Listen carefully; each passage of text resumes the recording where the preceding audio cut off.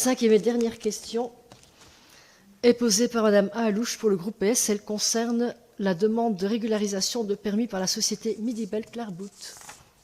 Merci Madame la bourgmestre. Monsieur Léchevin, c'est pas la première fois que j'interpelle le collège sur le dossier Clairbout Midibel. Enfin, je sais plus comment il faut l'appeler, mais enfin la grande usine de frites notamment au Montaleux.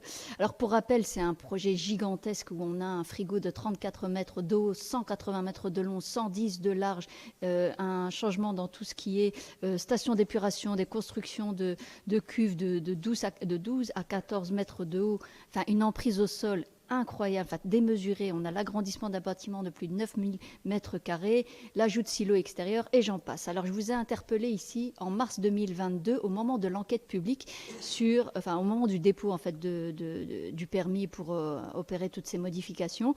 Et de nouveau, je vous ai interpellé au moment du plus fort des travaux où c'était un véritable enfer pour les riverains du Montaleux en termes de bruit notamment. J'attirais déjà votre attention sur le fait qu'il semble que malgré le fait que le permis permettait quand même pas mal de latitude au projet industriel, et bien malgré tout, il y avait des conditions qui n'avaient pas été respectées par l'industrie. Alors aujourd'hui, on voit apparaître une nouvelle affiche d'enquête publique sur le site et quelle fut pas ma surprise de constater que non seulement l'entreprise cherchait à régulariser finalement une situation où elle ne respecte pas le permis qui lui a été accordé, notamment la construction d'un local pour ses chauffeurs.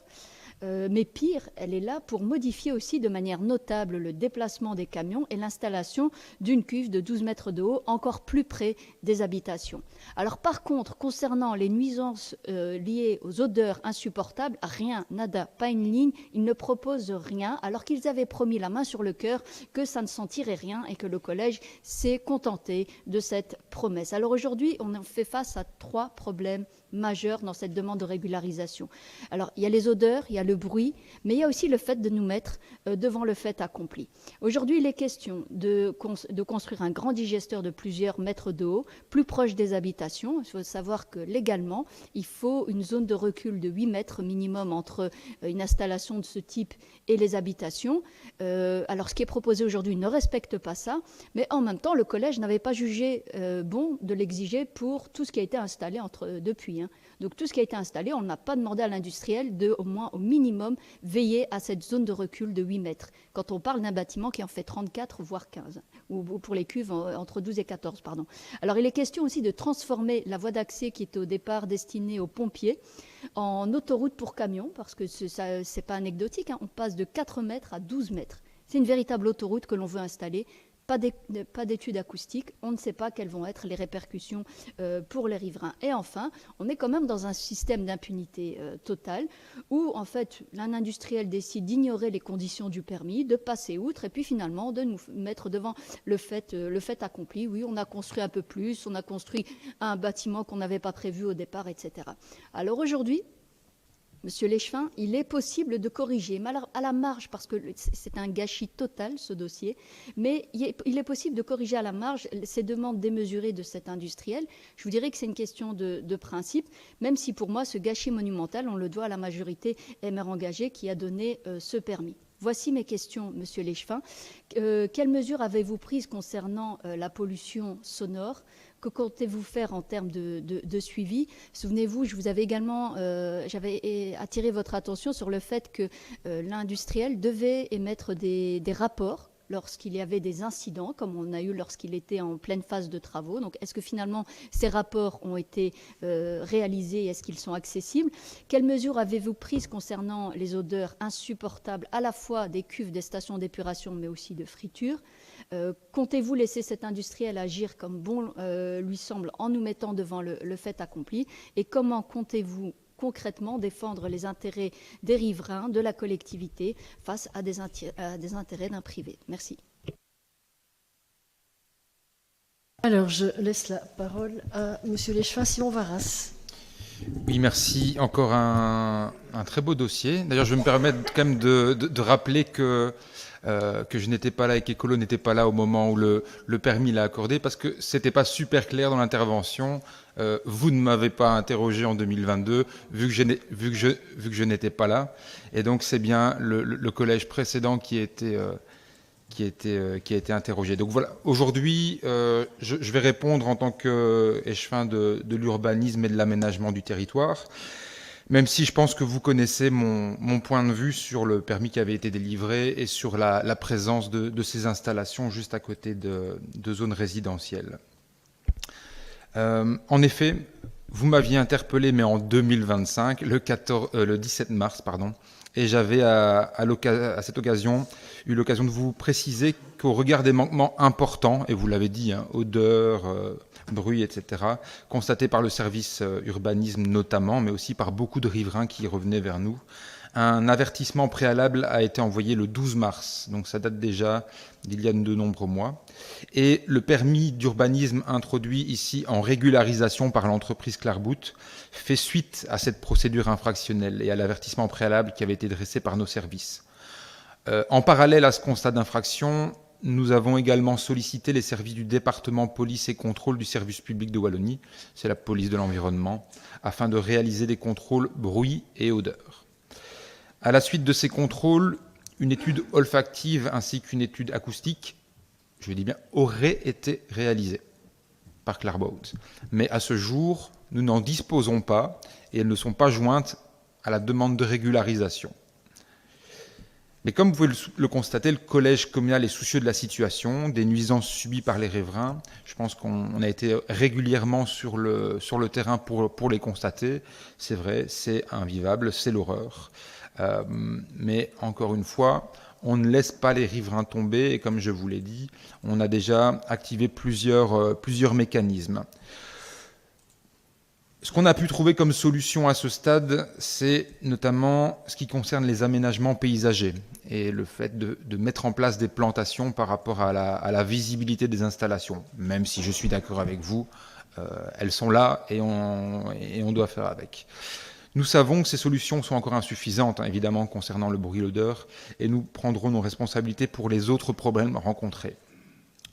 Cependant, comme vous le savez, la procédure de permis d'urbanisme, donc pour la régularisation, est en instruction et l'enquête publique est toujours en cours. Le service urbanisme a d'ailleurs répondu à vos questions dans le cadre de cette procédure. Le dossier a également été discuté pas plus tard que la semaine dernière en CCATM, donc je ne peux évidemment pas révéler ici le contenu des débats, mais la procédure est vraiment en cours. Et donc, le collège ne s'est pas encore prononcé à ce stade sur la demande de régularisation.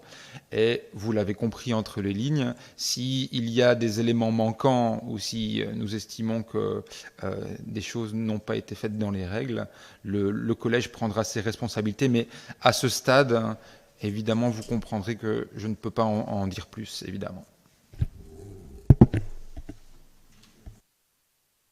Merci, Monsieur Léchevin. Je vous avouerai que j'aurais préféré que quelqu'un chez OMR ou aux engagés réponde à la question, mais bon, voilà, c'est comme ça. C'est vous qui êtes en charge de cette matière. Vous héritez de ce dossier qui est vraiment une source de problèmes terribles pour le voisinage. Alors, je vous dirais que dans ce dossier, moi, je relève quand même qu'il y a 3 ratés. Le premier raté, c'était d'avoir donné ce permis sans condition.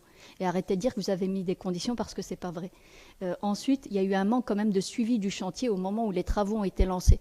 Ça a été quand même un manquement. Et alors par la suite aussi un manque de suivi du chantier quand il s'agissait de modifier des choses qui n'étaient pas prévues dans le permis.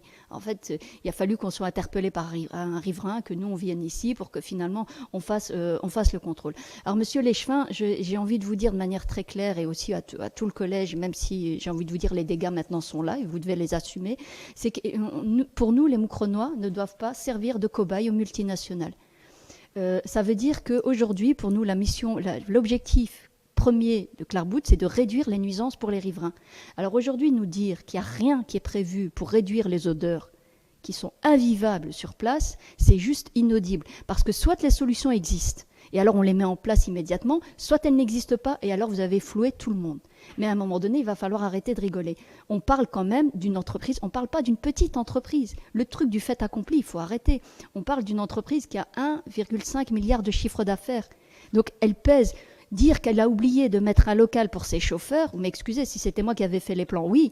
Mais enfin bon, quand vous travaillez dans la logistique et vous prévoyez pas un local pour vos chauffeurs, il y a quand même des questions à se poser. Donc pour nous, on n'ayait pas question qu'on serve de cobaye. Pour l'instant, ils sont dans de l'essai-erreur au niveau de tout ce qui est olfactif. Et alors que tout le monde a juré, la main sur le cœur, vous verrez, ça ne sentira rien. Une cuve de station d'épuration qui ne sentirait rien. Allez, sincèrement, ça a été dit ici en conseil communal au moment où j'avais évoqué le dépôt de permis. Pour ma part, je vous dirais que c'est votre responsabilité au collège.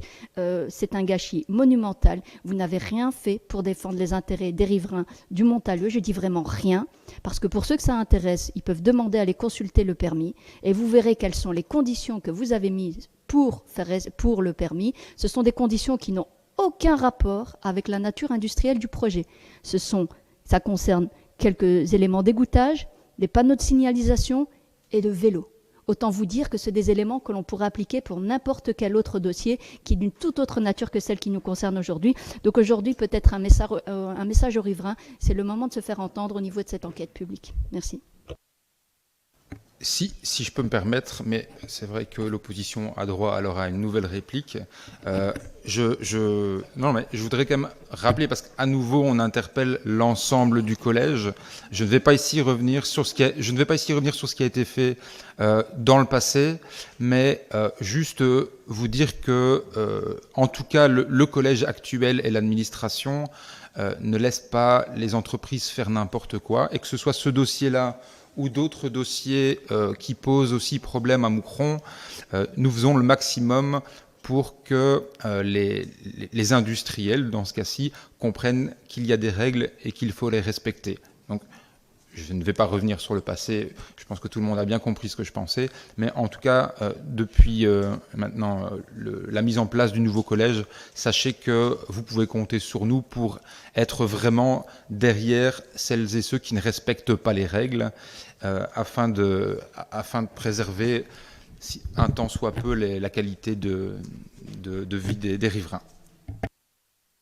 Vous m'avez tendu la perche, je suis désolée. Mais effectivement, j'ai quand même précisé que pour moi, c'était à la majorité précédente à apporter une réponse. Et je maintiens que oser dire aujourd'hui qu'on va mettre et qu'on met plein de conditions pour faire respecter la vie des riverains, alors que ce truc-là, c'est 2022 que vous avez tout laissé passer.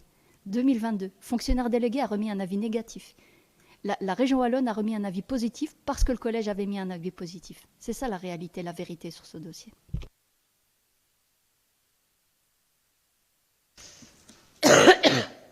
Voilà, ici se termine la séance publique.